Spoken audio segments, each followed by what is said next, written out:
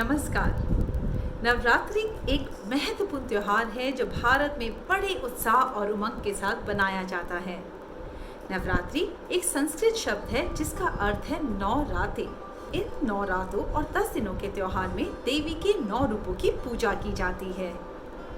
आज नवरात्रि का तीसरा दिन है और हम देवी को चंद्रघंटा माता के रूप में पूजते हैं।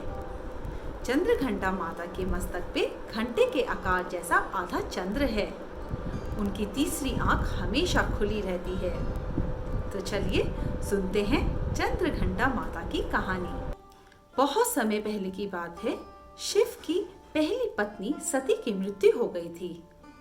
उनके मृत्यु के पश्चात शिव जंगल में जाकर ध्यान में लीन हो गए थे।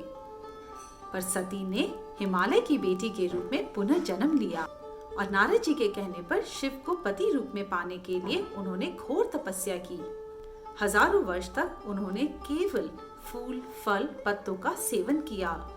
शिव की आराधना में वो मग्न रही।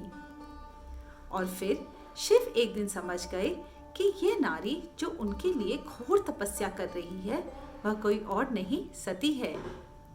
और इस तरह शिव और पार्वती ने विवाह करने का निश्चय किया। विवाह के दिन पार्वती गहने और कपड़ों में बहुत सुंदर लग रही थी। सारे उपस्थित देव देवता सज धज कर आए थे।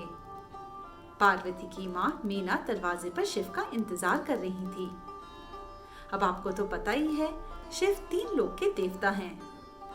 जैसे देवता उनके मित्र हैं, वैसे असुर भी उनके मित्र हैं। तो जब शिव बारात लेके पहुंचे तो मीना घबरा गई। उनके साथ बारात में राक्षस, भूत, घोल और अघोरी भी आए। शिव शमशान से लौट रहे थे तो उनका पूरा शरीर राख से ढका हुआ था, बाल बिखरे हुए थे। सभी उनके इस रूप को देख के डर गए। माता मीना बड़ी हताश हुई। पार्वती शिव के हर रूप को चाहती थी, पर आमंत्रित लोगों को शांत करने के लिए माता पार्वती ने एक तरकीब सोची। वह शिव को दूल्हे के जैसे कपड़े पहनने की आवश्यकता बताना चाहती थी। पार्वती ने खुद को 10 भुजाओं और 3 आंखों के साथ एक शक्तिशाली दिव्य रूप में बदल लिया। त्रिशूल, गदा, धनुष, बाण, तलवार, कमल, जलपात्र, घंटी लिए शेर पर सवार ऐश्वर्य रूप धारण किया।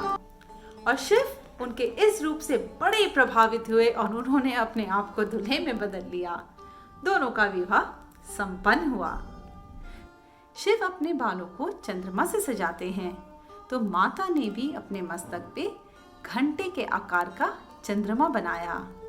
देवी के इतने सुंदर और दिव्य रूप के कारण उनको चंद्रघंटा बुलाया गया। इस दिव्य रूप में देवी सभी को आशीर्वाद देती हैं और सभी की रक्षा करती हैं। तो यह थी देवी चंद्रघंटा की कहानी। कल नवरात्रि का चौथा दिन है और मैं माता की एक और नए रूप की कहानी लेकर उपस्थित होंगी। सुनने जरूर आइएगा। नमस्कार।